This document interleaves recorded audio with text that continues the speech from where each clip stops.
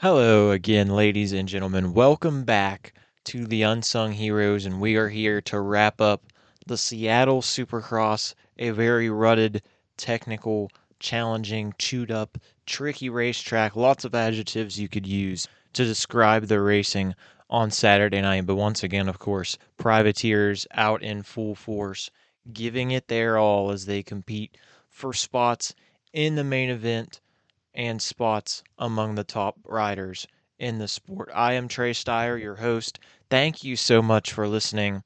Wherever you're catching us from, whether that's Spotify, Apple Podcasts, YouTube, iHeartRadio, thank you for tuning in.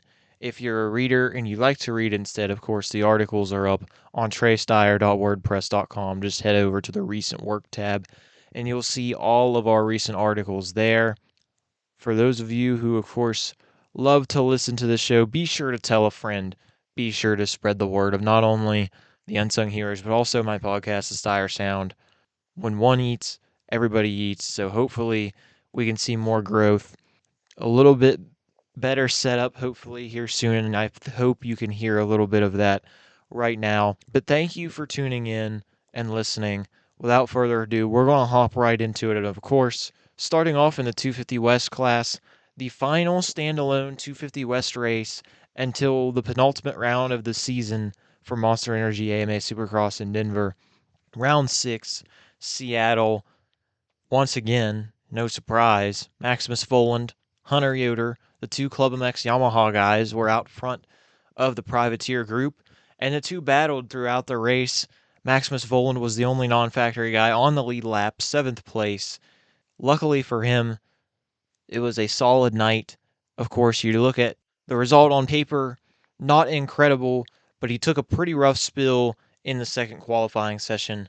It was TBD for a little bit if he was going to even participate in the night show, but he did. He showed up, he showed out, another top 10 finish. He just keeps stacking points. Maximus Voland once again, 7th place. And then just behind him, Hunter Yoder. The two traded places a lot. He told my boss, Gavin Ayala, in the Transworld Motocross post-race recap videos, he said they passed each other about 95 times. And he's looking good right now. Of course, Yoder, 8th in points. His career best was 9th last season, and he's already only 5 points away from hitting his career best in Supercross in terms of points scored. Great to see for Yoder. He did apologize for his little collision with Michael Mosman. Little rough deal there, but nonetheless, both men were unhurt. Nobody walked away injured. Hunter Yoder, another top 10 finish. Solid. Solid results from the number 60.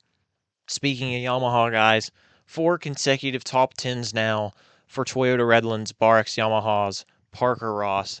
No surprise that the number 40 back in there once again. He just keeps stacking consistent results. It's been a solid season for him, and he has become the team leader. Of course, Dylan Schwartz looked good early, but unfortunately got hurt there in Houston. But now Ross is really taking charge, only his second professional season, but putting in the work and putting in solid results. Then rounding out your top 10, the 17th of his 250 Supercross career is Carson Mumford on the AEO Powersports KTM machine. Mumford had his best career finish at Seattle previously a couple years ago, and he was one of the biggest movers of the night. Started 16th, progressed to 10th. A good round for Mumford after a rough weekend in Glendale, and hopefully he's got a chance with this break now. A few weeks off, basically a month off for the West guys until their first East-West showdown of the year in Birmingham to heal up from some of his injuries, of course. He's been beat up a little bit, back injury. He's dealt with some sickness, so hopefully Mumford will be recharged and ready to roll in a month's time. Moving on to 11th place now on the Grindstone Freezing Group Kawasaki. Another solid result from Josh Varese, and he was the one guy in the field that moved up more spots than Carson Mumford. 20th at the whole shot line to 11th at the checkered flag. And of course, if you listen to my series, by now you would know I love the lap time consistency stat, and Varese second place in that category, the second most consistent laps of anyone in the main event. Only Cameron McAdoo with a better consistency percentage than Josh Varese, the number 224, racking up points, scoring solid finishes, and good progression from the veteran. 12th place on paper doesn't quite show the amount of progress from Toyota Redlands Barracks Yamaha rider Lux Turner this week, but it was another solid showing for the number 43 up front once again in the heat race. Great to see. Second place this week, avenging a little bit of that late fade out of the top position last weekend. But he started up front, ran well early in the main event, but unfortunately, some kind of mechanical issue, Lux said on Instagram. He was trying to be cautious and just ride it in. Still 12th place, a top 15, nothing to sneeze at. A bit more sign of life and a step in the right direction for Lux, of course, starting the year injured and working his way slowly back up to that natural pace that he has. 13th place is former teammate Avery Long for the AEO Powersports KTM team. Didn't quite have his usual level of speed and actually missed a transfer spot in his heat race after a late crash. Preston Massiangelo held him off, so Long was sent to the LCQ, but luckily Avery took his first LCQ win and got the job done. Moved on into the main event. And if you like fun stats, AEO Powersports KTM now 3 consecutive LCQ wins at Seattle. Lux Turner the previous 2 years, now Avery Long with an LCQ win at Seattle. Moving on to 14th place, another top 15, another solid night for the Crockett Rocket. Crockett Myers on his B2 Metal Buildings McGinley Clinic Privateer Support Program, RMZ 250, of course. You heard the story a couple weeks ago. The bike that Ken Roxon raced at Ironman in 2024, still out there competing and getting top 15 finishes. Another solid race for Crockett.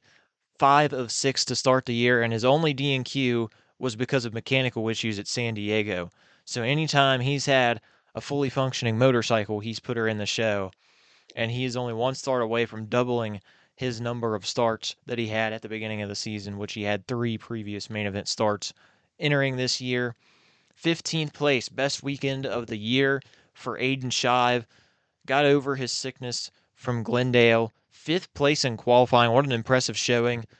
The track was in mint condition for the 250B group. The second time out, those 250B guys were able to charge, able to put together sections. Those 250A guys, even though the track looked better in that session, it was like, well, they're probably going to match it, aren't they? No, they didn't. 250B guys got the chance to hop in there, mix up the results a little bit, and Aiden P5 overall in qualifying, which was a great showing. And then 15th place, the second top 15 of his career.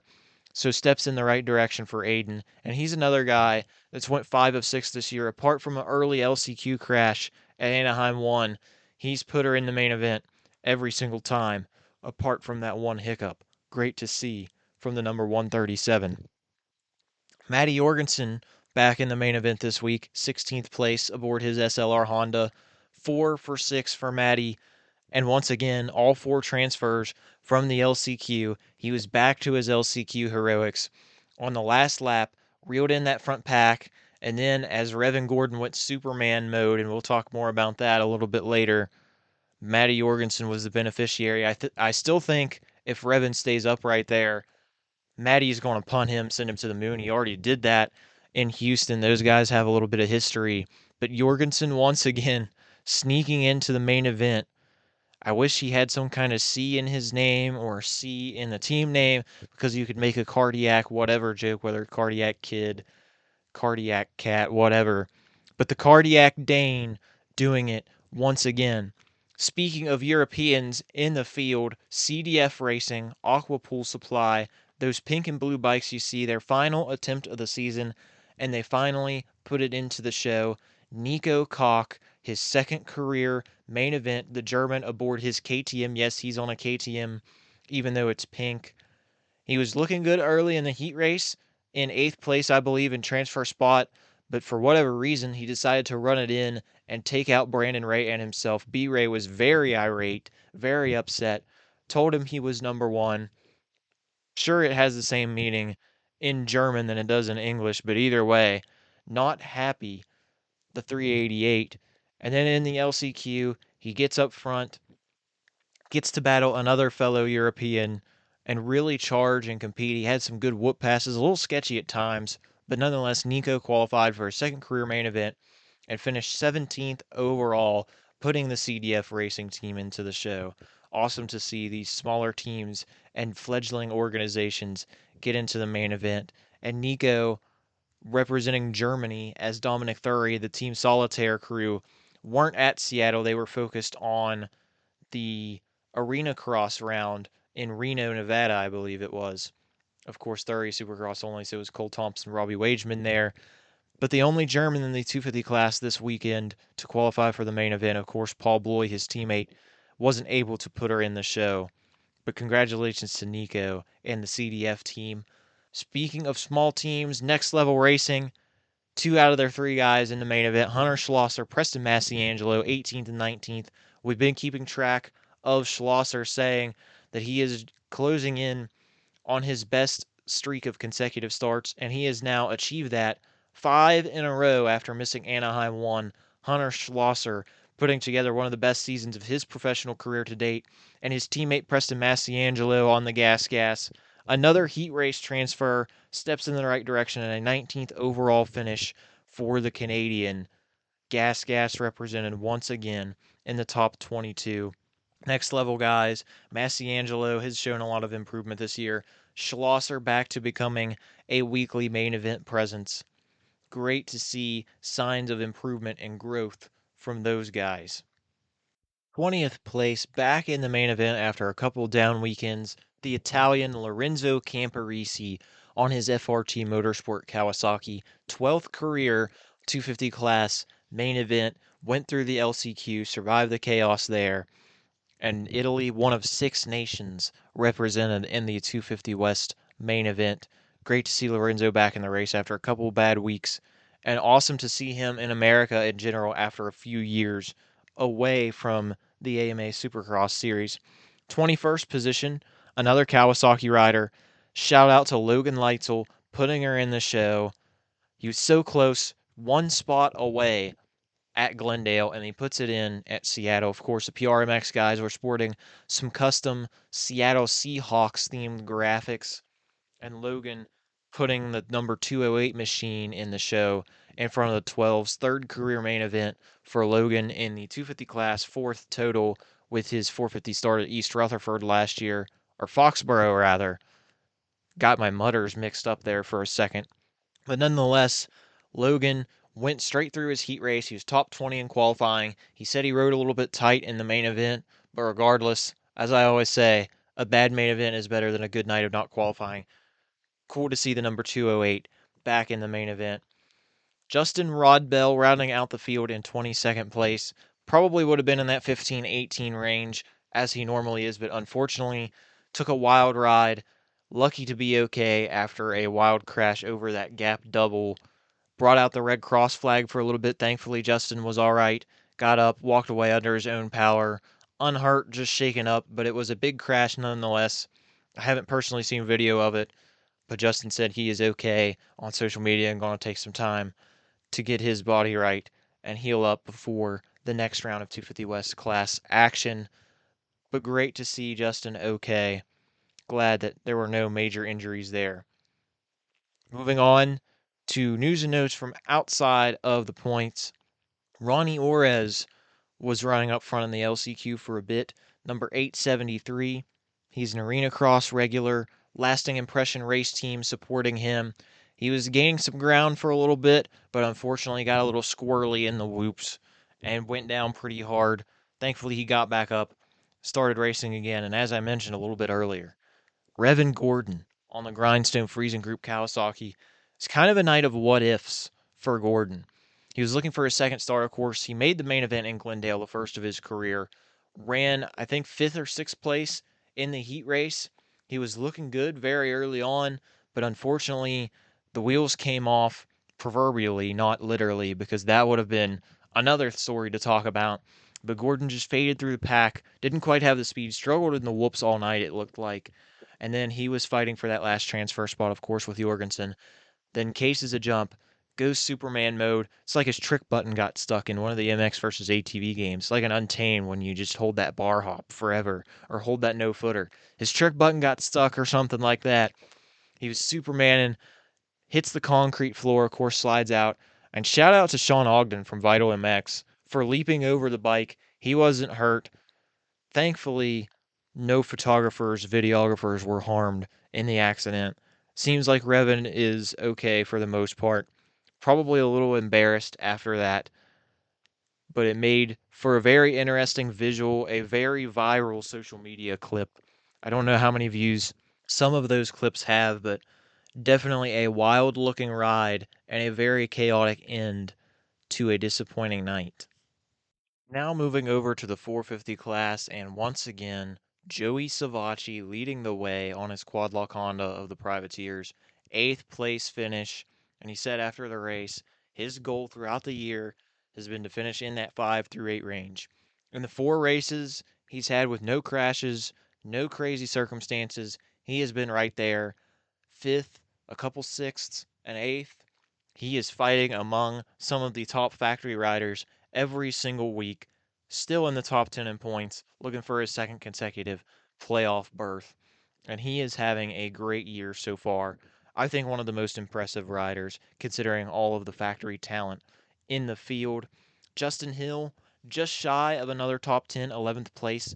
A bit of a home round for the Oregon native, although he said he typically struggles in Seattle, probably not the home round he would like at times, but he said he's turning the corner on his health, feeling a lot better after dealing with those rib issues earlier in the season. And also this weekend, Arlington, this marks the 1 year anniversary since Hill's epic fastest qualifying time a year ago, a building he's had plenty of success and great moments in. Looking forward a lot to Texas, and of course, he had his cowboy hat on all weekend. He's had that cowboy hat on all year. He'll be right at home in the Lone Star State. 14th place, Shane McElrath climbing steadily. He had a 15th at Glendale, his first top 15 of the year. Now 14th in Seattle. Let's see if he can get 13th at Arlington. Slow building from Shane McElrath. Positive signs, positive steps forward as he tries to get closer back to the top 10.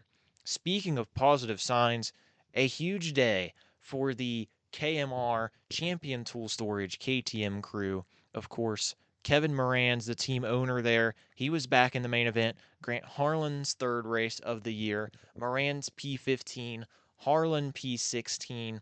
Harlan, another transfer right through from his heat race. Then Kevin Moran's using the LCQ. Led a couple laps there in the LCQ before Jason Anderson moved by. The 15th and 16th, great sign of forward momentum for that team. Of course, they had some struggles, but Harlan's getting better aboard his steel frame machine. Moran's back in the top 15, 7th top 15 finish of Kevin's career in the 450 Supercross division.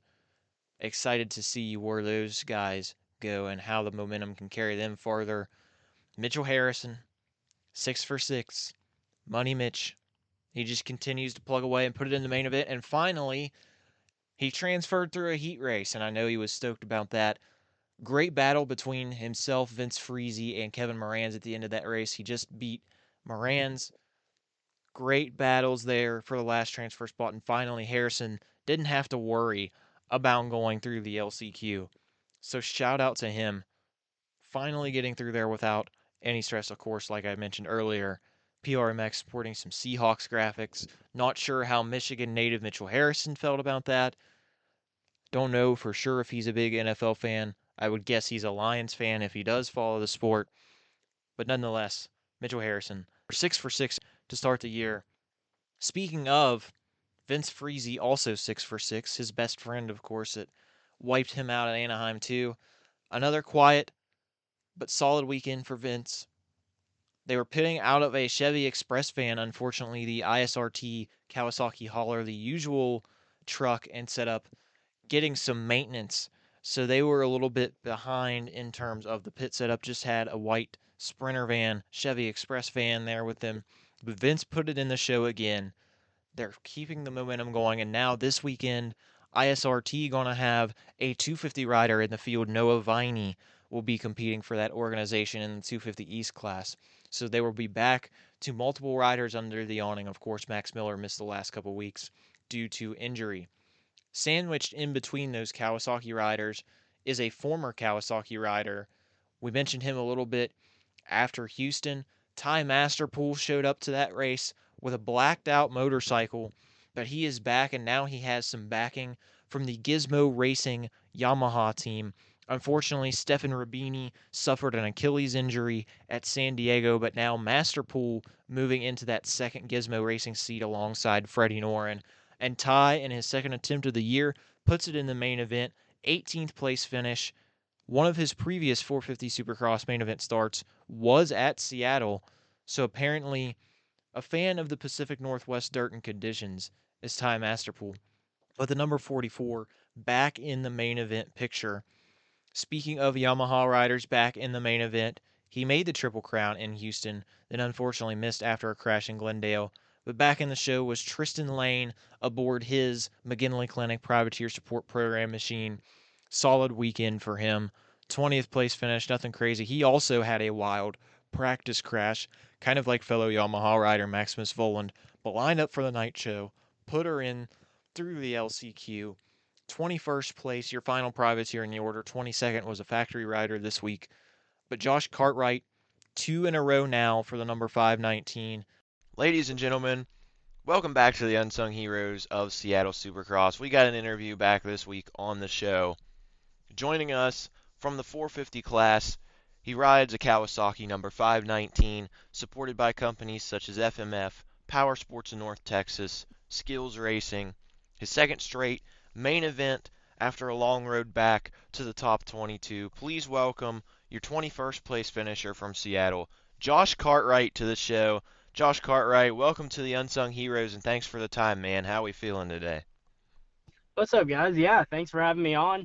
Glad to be on, and yeah, feeling good today. Just actually headed to the track right now to do some practicing and getting the week kind of going halfway through before Arlington. Before we head to Arlington, of course, we'll talk a bit more about that as well, since you are from the state of Texas. But your Seattle weekend, a very treacherous, rough track. A lot of people were struggling, from factory guys to privateers. But for the second week in a row, you put it through the LCQ to get in to the main event. Talk a little bit about your weekend at Seattle and continuing to make progress and start racking up these main event starts. Yeah, Seattle definitely was a wild one. As everyone saw, the track was just brutal. It was just sticky. It was ruddy. It was just all that. And funny thing is that's not my forte at all. I'm not an outdoor guy, so when it comes to really deep ruts, and especially that stickiness, definitely wasn't comfortable at the beginning of the day. But as the day went on, we made some bike changes, me and my mechanic Miles, and called my suspension tech, Greg at Corimex, and got the bike feeling good. And even though the times in practice didn't show it, I knew I had some speed. So heat race, I actually was right behind Moran's and Harrison, who were battling for the last position at the beginning, and ended up crashing in the heat. So that kind of sucked. So I went to the LCQ and pulled the whole shot. It felt pretty good to pull that whole shot and just get a clear track, and luckily have no craziness at the beginning at least. And then obviously we saw some craziness in the LCQ. Me and Norn, he tried to get on the inside of me there, just try to make a normal LCQ pass, and I think he just miscalculated where I was gonna go. And luckily I got the good end of it and came out good and ended up making it straight through. Two in a row now, and of course, a lot of people have been talking about the level of depth in the 450 class. So many former champions at different levels, whether it was 450 class, 250 class, a guy like Jorge Prado over in MXGP. Now you're starting to find a groove, get a little bit better. Of course, if people have followed you, they would know that last year was a sabbatical year for you a little bit. You took time off to heal, to recharge mentally as well, and now you're back making main events. Talk a little bit about the decision, because I'm sure it wasn't easy being able to step away from things and watching as other people were competing out there on the track where you probably felt you should be. But talk about going through that kind of 4 year span where you were a weekly main event guy in 2023, then 2024 was the struggle bus, last year taking that time off, and now slowly building your way back to being in that main event every week and being a top 20 guy again. Yeah, it was a pretty it was pretty hard on me to take that year off just because I've been doing this for so long and moto is just my life. It's my love. So, but yeah, like you said, 23 was amazing. And then making 14 out of 17 main events. And then it's 24. Oh man, it was just a bad year. I got onto one of the Mad Parts team or the ISRT team, in which they were great. They were an amazing team. It had nothing to do with the team. It was just kind of just all me. I just had a bad year. Just wasn't focused too well.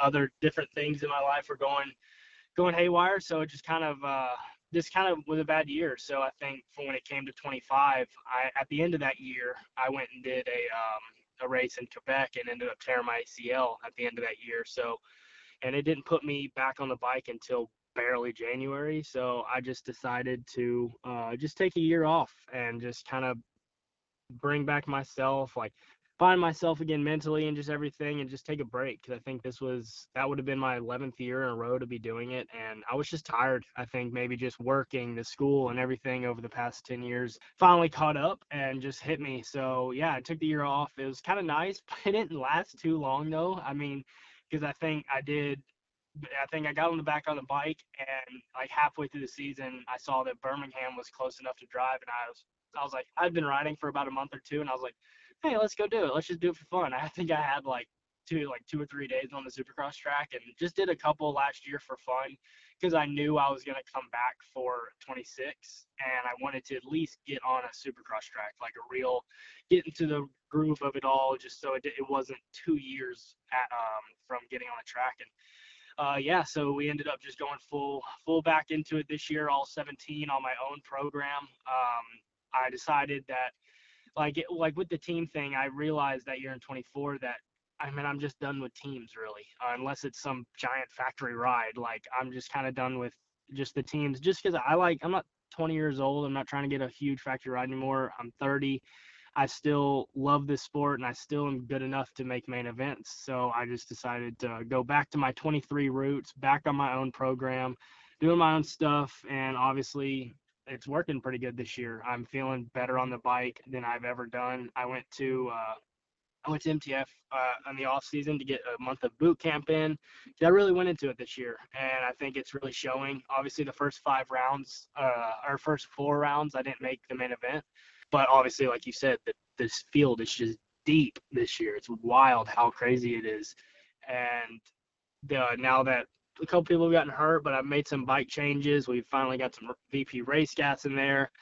Got an ECU from Twisted Development, and he mapped it to my Williams Motorworks engine, and it just made it a rocket ship. Literally, it was the first race we went back with those two things into it. I made the main event in Phoenix, and I pulled the whole shot in last week, so it must be working pretty well. And I'm happy where I'm at. I'm finally getting back into the groove, getting back into that aggression that I've had in 23, and showing people that the working man who does a 9 to 5 job during the week can still put it to the best riders in the world. That's something, of course, I wanted to ask you about, and a couple of college graduates speaking on the phone now, something I feel like is lost sometimes in the motocross paddock or doesn't happen very often, but you look through so many of these guys, of course, grinding. Some privateers, they're going all in, they're going to these training facilities, trying to make ends meet, all of that. You, of course, went to college, got a degree, working all week long, but you're out there on the weekend still chasing the dream, still making main events. How are you able to, and I know this is something that probably gets brought up a lot, but how are you able to focus on one and then be able to completely switch to another without having some of that overlapping? And of course, a day like today, where it's a Wednesday morning when we're recording this, you're going out to the test track, but who knows, maybe you could get a call later and have to do some kind of work related activities. Yeah, it's definitely a balance that I've had to kind of accumulate over my whole life. I I've always been good at keeping busy. I think as I was in regular school, when I was in high school, middle school, all that, we traveled tons for racing, and I kind of just balanced school and racing and school sports. And just as I got older, I just kept doing that in high school, and then when it got to college, I was able to balance going to school and then training at Ricky Carmichael's place for 4 years, and then was at MTF that last year.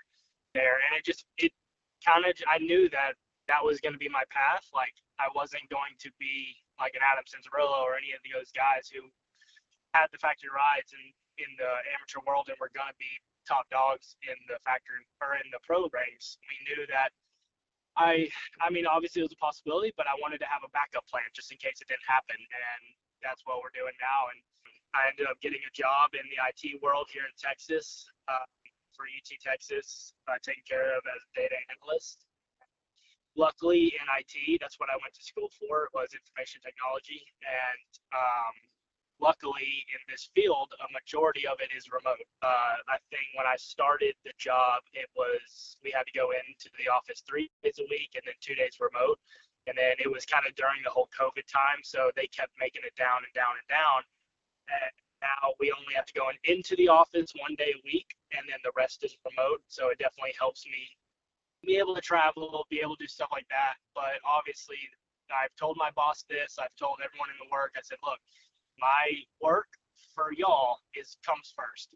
Work for here comes before moto, just because that is my real source of income. It's important. So they all know they're all good with it, and as long as I stay up on my top of my work, they're all okay with it. And like you said, I can maybe get a call today. Wednesdays are actually some of my more busy days. I have like a couple meetings actually today to hop on. I actually have some work I'll be doing in between motos and stuff like that. I just kind of balance it. It kind of keeps my mind busy. And then once we get to the weekend, once that Friday at 4 p.m. clicks, I work mind turns off and my moto mind turns on. And that's when just the moto Cartwright comes out. For you guys as privateers, of course, you talk about doing your own program once again and being able to help out. I saw on social media yesterday, I believe it was, maybe a Josh Cartwright, Logan Leitzel dream team. I know you guys, it looks like maybe pitting together something these next few rounds. How's that going to look like? Just helping each other out for the next couple races, or what's the program there? Yeah, it actually came at a perfect time because, like, for the West Coast rounds, my mechanic Miles Shug, he lives in Phoenix, Arizona, so he was able to take the bike back and forth from Phoenix, work on it there, and I didn't have to worry about transport. And then for the Houston and Seattle rounds, that the pink CDF team, they took my bikes. They were a cool little connection between there, so they took my bikes. But for the East Coast, I was worried about who's going to take my bike and stuff like that. And because there are transport teams and stuff like that, but they are pretty pricey. But a couple of them were really had good. Like I had some McKinley, and then even Julian from PRMX. They gave me really good offers. But me and Logan were talking actually while we were at PRMX's rig, just chilling.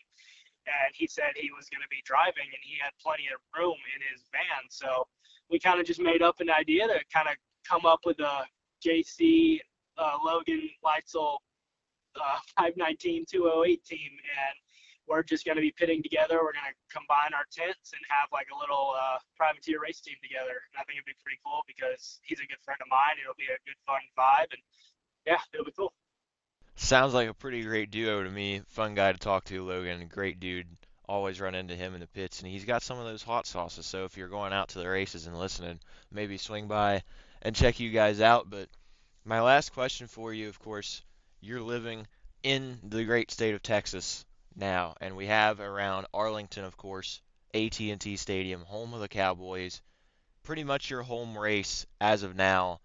What is the vibe going like into this weekend? I know, of course, a lot of people feel the pressure of going into your home round. Of course, friends, family, all of that.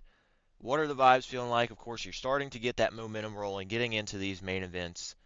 Talk about the experience of racing close to home and around to experience in front of those Texan friends and family or just fellow state citizens. Yeah, no, it's gonna be really cool.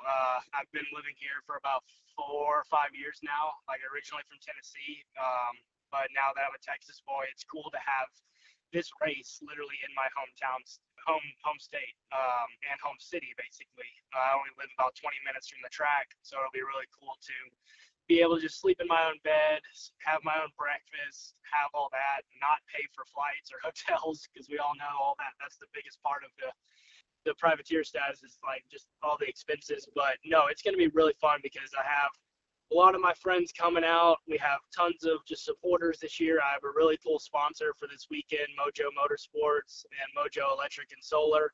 For this weekend, we got a cool setup for the gear, the helmet, and the shrouds for military appreciation. I think it's being really cool. I have some of my friends like getting merch right now from me to try to support. Like I have some merch going. I even have like a pretty cool like weekly jersey giveaway going on from here all the way until Salt Lake City, where if you just do $10 gets you one entry for the donation to the program for the jersey every week, and then if you give $100, it's a you get goggles no matter what. But that's just little things like that. It's just helping the program and keeping the vibes high and everything, and especially coming into Dallas, like seeing all my friends in the merch and just seeing all my friends in general. Like it's cool to see the family, the Moto family that I've had since when I was a kid. Because when I was a kid, I actually came here to Texas quite a bit when I was an amateur, and I have a Moto family here of tons of people that showed their support, and really it makes me feel good. So I want to shine for them this weekend. I want to make sure I do well for them and put it in the main event again, and make all of them proud. Before we conclude today on the Unsung Heroes episode number 6 this year, talking with Josh Cartwright after the Seattle Supercross main event, go ahead and plug some of your social media. Where can people find you to follow along with your journey? And shout out some of your sponsors as well, because I know there's a lot of people helping you out with your own program, making this happen, putting you back into the points this season. Yeah, man, just everyone. Thank you for all my sponsors. Like you can see my Instagram and my TikTok on Jake Cartwright 519. Yeah, that's where you'll see the jersey giveaway information and all that if you want to enter into that, because that's a big part this year to help this program, because it's a lot of it's expensive. But I have tons of big sponsors, like even Power Sports of North Texas is a good dealership for me. Skills, One Gripper, Flow Vision, just everyone on my side. Miles, Colton, they're my two people that are helping me out pretty big this year, just coming to the races. Just everyone a ride, Tamer, Phoenix and the Mars, dedicated, no toll, blood lubricants, dirt tricks, ASB, DW Performance, Hammer, Atlas Race, Asterix, EVS, Garnet, DID, Motion Pro, Dunlop, Deft, Team Designs, Bolt, Hilo, OGO, Engine Ice, just everyone. There's so many people on my program this year that made this happen. Like I said, FMF too, and but yeah, I couldn't be more happy about the whole program this year, and I know and Kawasaki they helped out this year a little bit, and we're really hoping even next year I'm going to do my own program again, because that's what I like, and just keep building this program. And if anyone on here, if you would like to support the program, just hit me up. I've got tons of sponsorship packages to where we can get custom painted helmets, custom gear for the Euro, and you get to keep it. Like at the end of the night, if you do the package where all that full one, you get to keep the helmet or keep the gear. So hit me up if you're interested, and yeah, let's go racing this weekend in Arlington. Thank you for the time once again, Josh. Appreciate it. Congrats on the last two main event starts, and best of luck this weekend in your home race. Thank you so much, and thanks for having me on. Thank you to Josh Cartwright for his time on the Unsung Heroes this week. And now we'll move on to some news and notes from 450 racers who failed to qualify for the main event in Seattle. Freddie Noren, it's been a rough year for him. He was right there in transfer spot, but he lost the front end, tucked it, went down, and then was in sixth place in the LCQ. Wasn't able to fight for it. Scott Meshy was the first man out. Then Freddie Noren, only 1 for 6 so far for the Swede. Unfortunate start to the year, but I'm sure he will start getting better as the year progresses. Had some Pacific Northwest privateers in there that you don't get to see very often. Some familiar faces from years past coming back for some more rounds. Chance Blackburn was in the field this weekend, as was Mason Wharton on the number 767. And in a little bit more unfortunate news from the outside the main event notes, Christian Craig of course, went down on the start of his heat race. He and Jason Anderson both hit the ground pretty hard. Craig sat out the rest of the night show in Seattle with some finger issues. Don't know if he's going to be able to race this weekend in Arlington or not. Not sure whether he's planning on lining up, but hopefully we get to see the number 28 back out there. Speedy recovery to Christian. Hopefully we see all three quad lock Hondas on the line at AT&T Stadium this weekend. Thank you, ladies and gentlemen, for tuning in to this week's edition of the Unsung Heroes, recapping the top privateer performers from Seattle. I am Trey Stire, your host. Thank you so much for listening. Thank you to Josh Cartwright once again for his time in the interview segment this week. Best of luck to him, the number 519, as he competes the rest of the season. We appreciate the support. Find us on those platforms, like I mentioned, Spotify, Apple Podcasts, YouTube, iHeart Radio. Spread the word, treystire.wordpress.com. The Stire Sound official on Instagram, my podcast page, my personal page, at TJStire3, TJSTIRE, and the number 3.